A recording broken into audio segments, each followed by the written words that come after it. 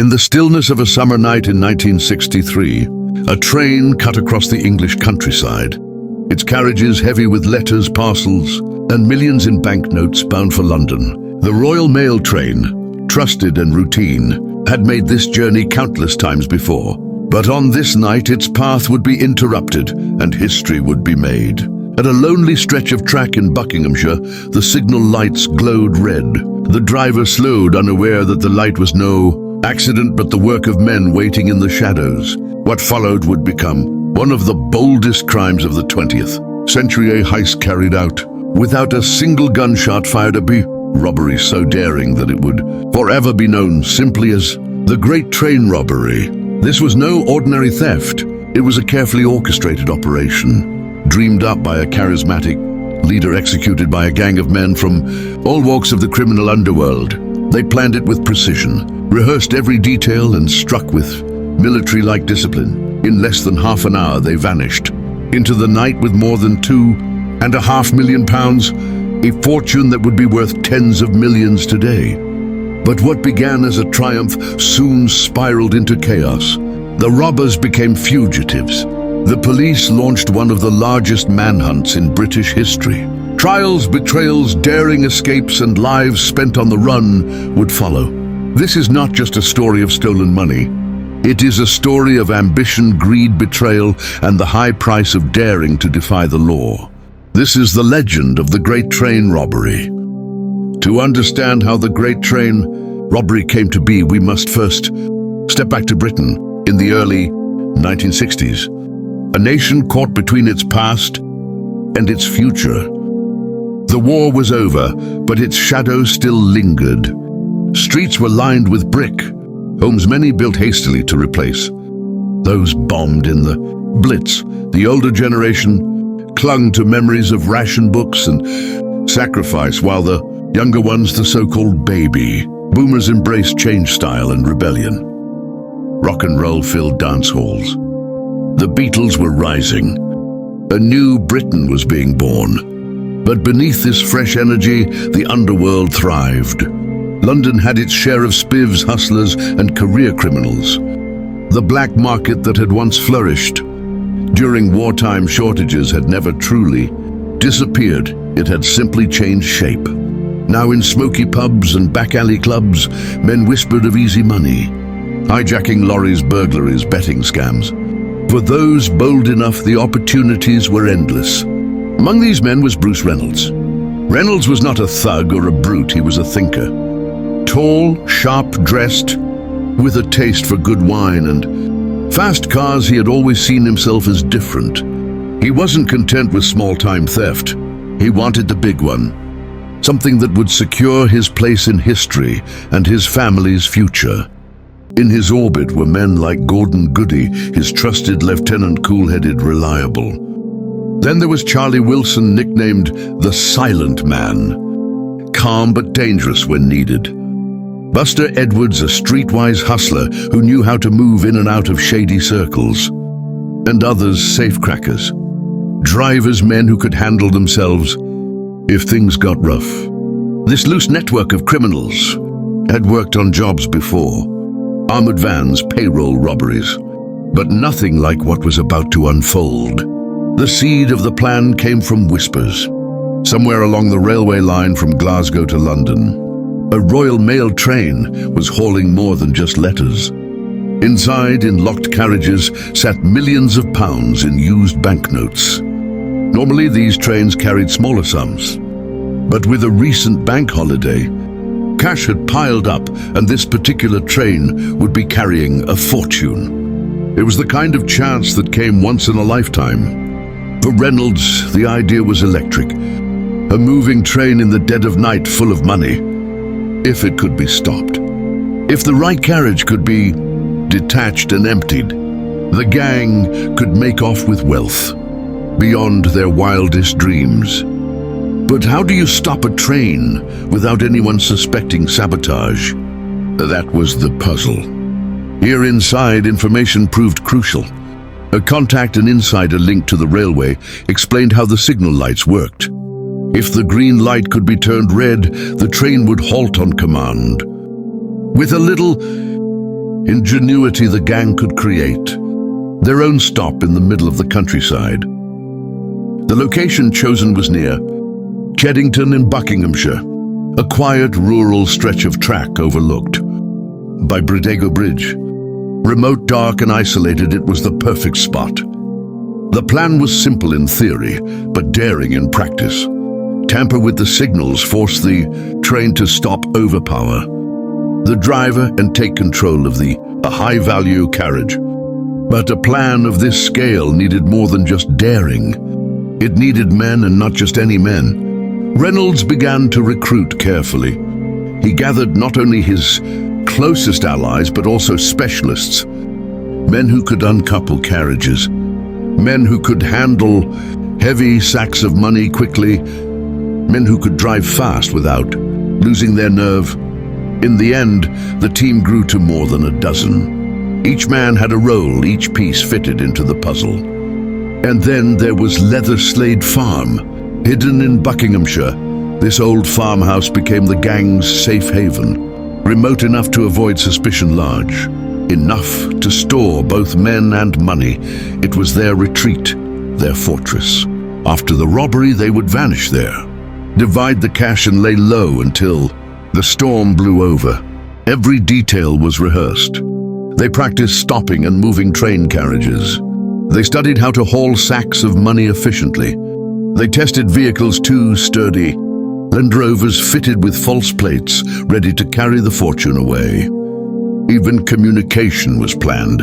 Walkie-talkies, rare in those days, gave them an edge. Yet for all the preparation, there were doubts. Some wondered if it was too risky.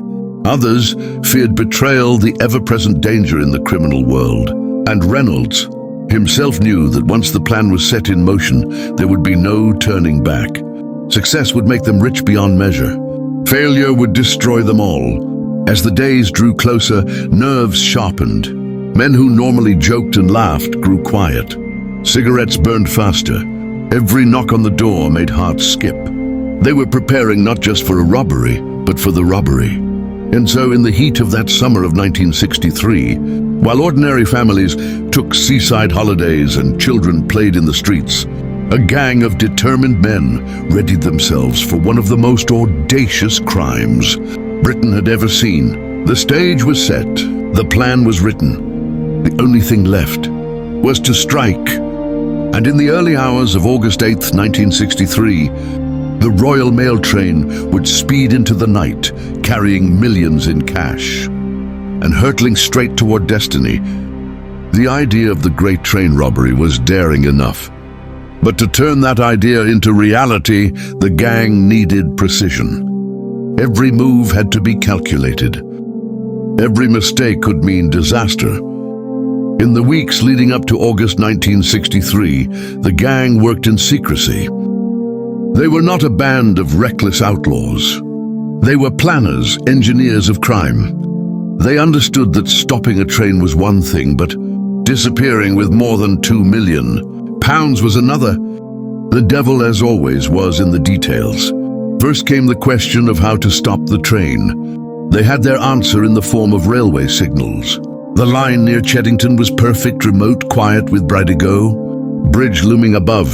The plan was to tamper with the light switching, the green to red by attaching a battery. When the train's driver saw the signal, he would have no choice but to halt. It was elegant in its simplicity. But stopping the train was only step one. Next came the problem of taking control. The Royal Mail staff on board numbered more than a dozen. While they were not armed like guards in a bank, they were not to be underestimated. The robbers had to move quickly, overpowering resistance without unnecessary violence. This was meant to be a clean job, a robbery without bloodshed. Inside knowledge was vital. One of the men, known only as the Ulsterman, had provided crucial details: how the carriages were arranged, where the money would be stored, even the likely weight of the haul. With this information, the gang rehearsed their moves as if preparing for a stage play. Each man was assigned a role. Some would handle the signals. Others would board the train, uncoupling the high-value carriage from the rest. Strong backs were chosen to lift the heavy sacks, each weighing as much as 60 pounds. Drivers were selected for their skill and nerve. Every man knew his task, and every task had to be timed to the minute. The vehicles were prepared in advance.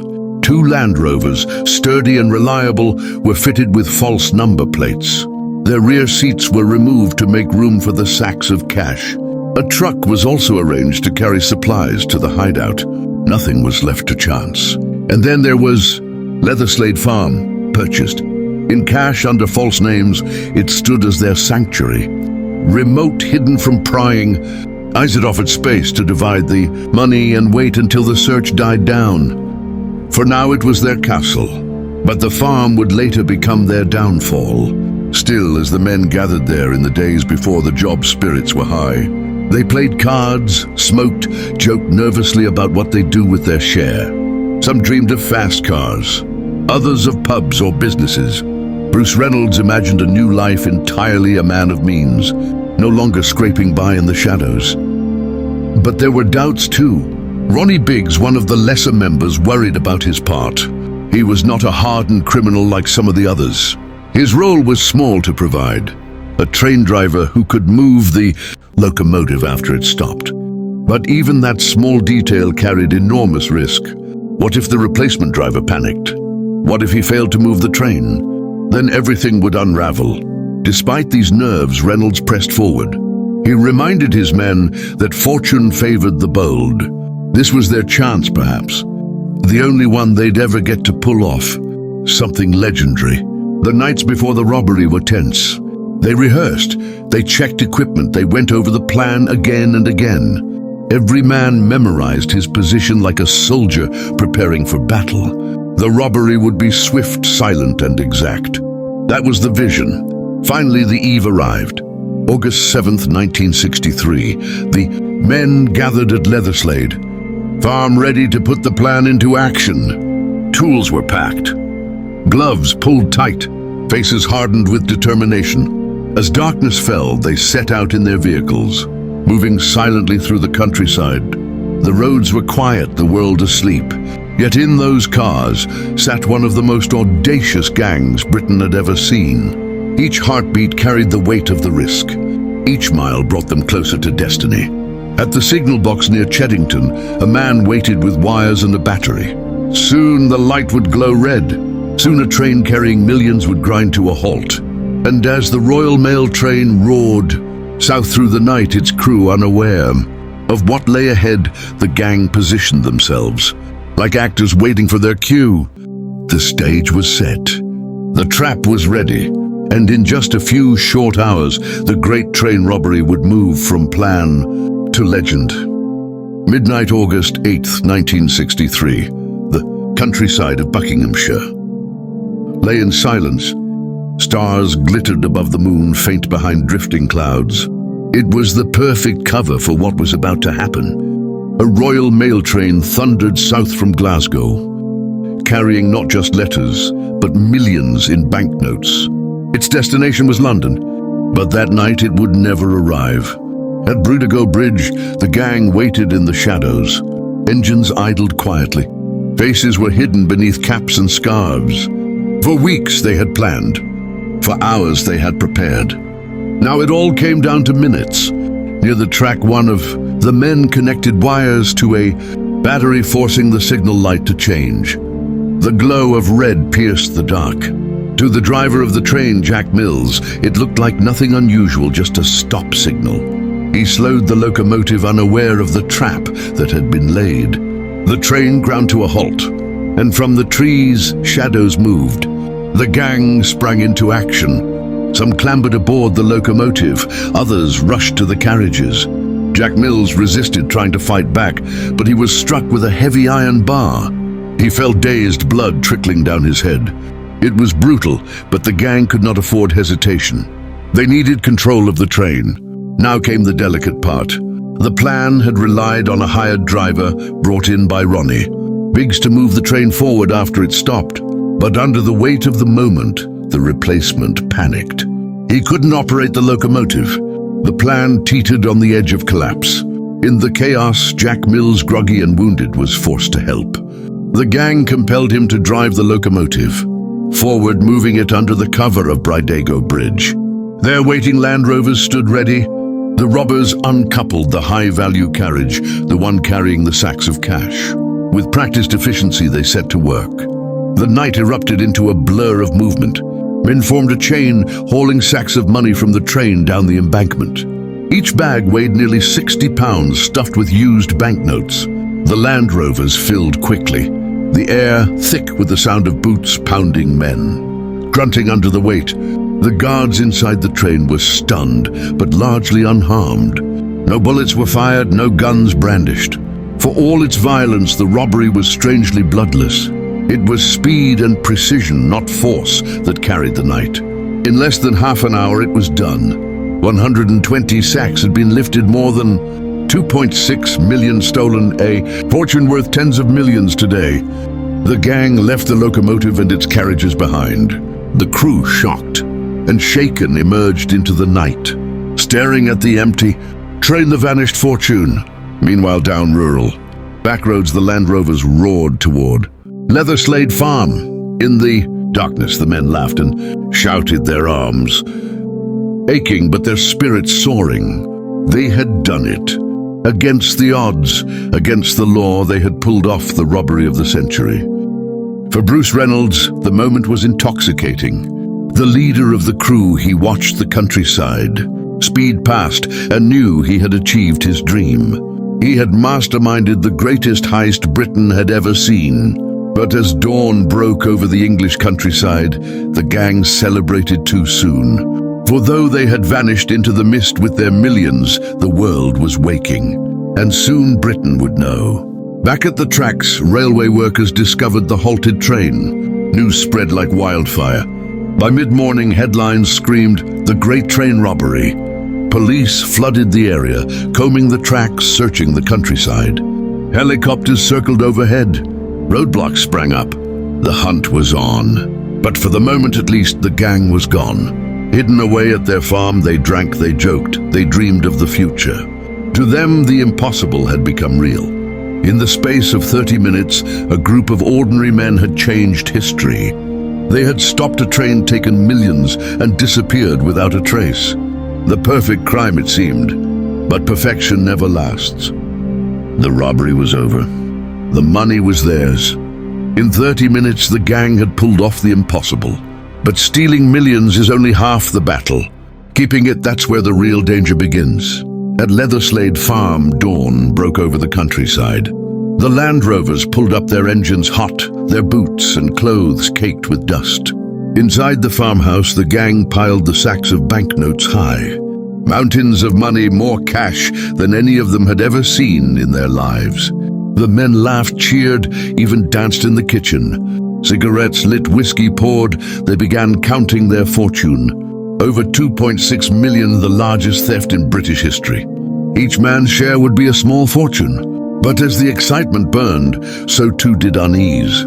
They were safe for the moment, hidden at the farm, but the outside world was waking to the news. Radios crackled with headlines, "The Royal Mail train robbed of millions." Police swarmed the countryside. Roadblocks appeared across Buckinghamshire. Helicopters circled. The manhunt had begun. Inside the farmhouse, Bruce Reynolds reminded his men of the plan. They would lay low, let the heat die down, and then quietly move the money. For now, the farm was their fortress. The days passed in a strange rhythm. The gang played Monopoly, using real banknotes instead of the colorful paper ones. They joked about their triumph, savoring their success. Yet behind the laughter, tension simmered. They were living on borrowed time. The biggest problem was simple: too many men, too many mouths. 17 people had been involved in the robbery and its aftermath.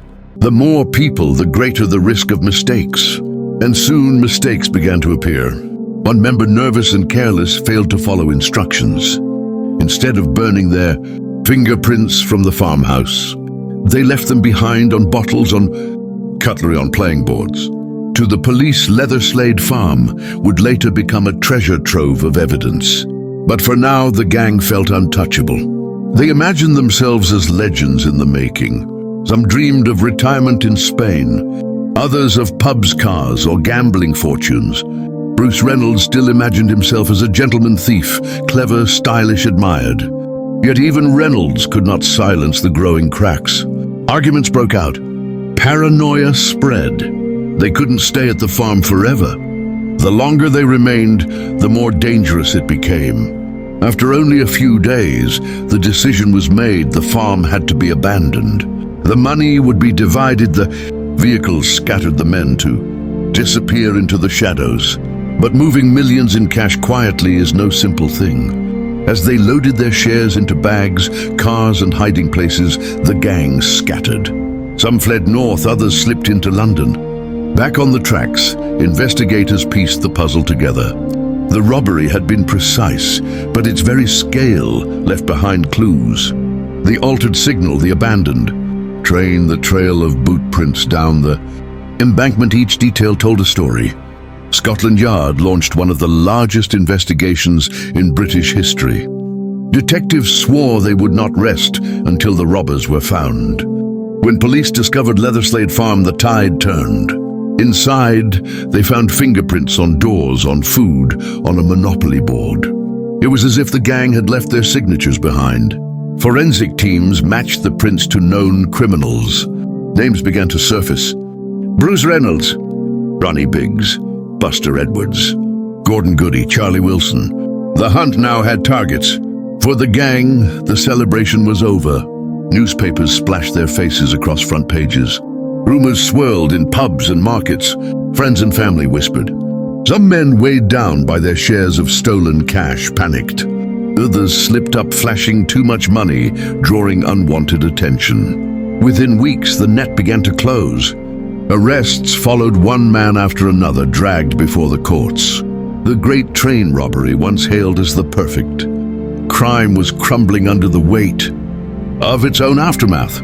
But the story was far from over, because in the trials that followed, in the daring escapes and the lives lived on the run, the robbery would transform from a heist into a legend. The robbers thought they had beaten the system, but in truth they had only started a new game, one in which every move was watched, every mistake magnified, and every shadow filled with the footsteps of the law. The robbery was over, the money was scattered, but for the men who had stopped the Royal Mail train, the story was only beginning. The police were closing in, and soon the courtroom would decide their fate.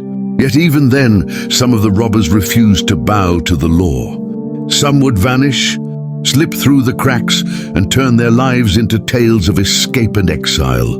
By early 1964, much of the gang had been captured. Scotland Yard's relentless pursuit, combined with the evidence from Leatherslade Farm, had broken the illusion of the perfect crime. One by one, the names tied to the heist were dragged before the courts. The trial at Aylesbury Crown Court became a national spectacle.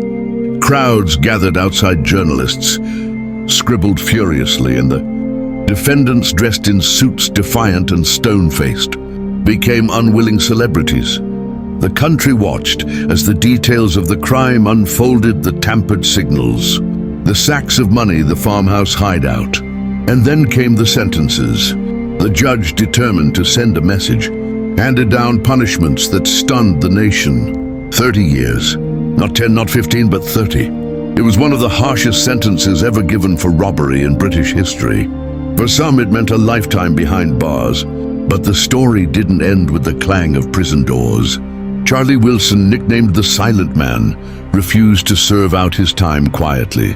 In 1964, just months after his conviction, he escaped from Birmingham's Winson Green prison, aided by 3 armed men who broke in and whisked him away. His escape humiliated the authorities and fueled the myth of the robbers as folk heroes. Ronnie Biggs, too, would not stay caged. In 1965, he scaled the wall of Wandsworth Prison with a rope ladder thrown over from the outside. Within days, he vanished, slipping out of Britain entirely. His flight took him across Europe, then to Australia, and finally to Brazil, where he lived in the open, giving interviews, selling his story, becoming a strange kind of celebrity. For decades, he remained beyond the reach of British law. Others were less fortunate. Many of the gang served their full terms, their lives behind bars marked by regret and bitterness. The money, meanwhile, was never fully recovered. Much of it disappeared into hidden caches, gambling, tables, or the shadows of the underworld. And what of Bruce Reynolds, the mastermind? He evaded capture, the longest living a life on the run across Mexico and Canada. But in 1968, weary and worn, he was finally caught. He too was sentenced to 30 years. As the years passed, the legend of the Great Train Robbery grew. It was no longer just a crime. It became a story retold in pubs, whispered in schoolyards, splashed across films and books. The robbers, though criminals, were remembered with a strange admiration. They had struck at the heart of the establishment, embarrassed the authorities, and for a moment, lived the dream of easy fortune. Yet the reality was far less glamorous. Families torn apart, lives wasted behind bars, millions stolen but at the cost of freedom. Even Jack Mills, the train driver struck on the head, never fully recovered from his injuries and died. Just a few years later, the Great Train Robbery remains a paradox, both a cautionary tale and a legend of daring. A crime of incredible precision, undone by human error. A triumph that turned almost instantly into tragedy. In the end, the Great Train Robbery was not about money. It was about ambition, risk, and the thin line between legend and downfall. For those who dared to stop the train, history has never forgotten them. But it remembers too the price they paid. The Great Train Robbery of 1963 was more than just a theft. It was a moment frozen in time, a night when ordinary men dared to defy the system, when a train full of letters and parcels became the stage for one of the boldest crimes in British history. They planned with military precision, they struck with nerve, and for half an hour they lived a dream. Millions of pounds vanished into the night. But the dream could not last. The farmhouse, the fingerprints, the betrayals. Piece by piece, the perfect crime unraveled. The robbers who had once laughed over monopoly boards were soon sitting in the dock, staring at sentences that stretched across decades. And yet the story refused to end. With daring escapes, lives on the run, and faces plastered across headlines, the Great Train Robbers became legends, celebrated by some, condemned by others. They were thieves, yes, but in the public imagination, they were also outlaws who challenged authority and almost got away with it. Today, the money is long gone, the men mostly gone too, but the story remains. A tale of ambition and arrogance, of fortune and failure. A reminder that even the greatest of plans can be undone by the smallest of mistakes.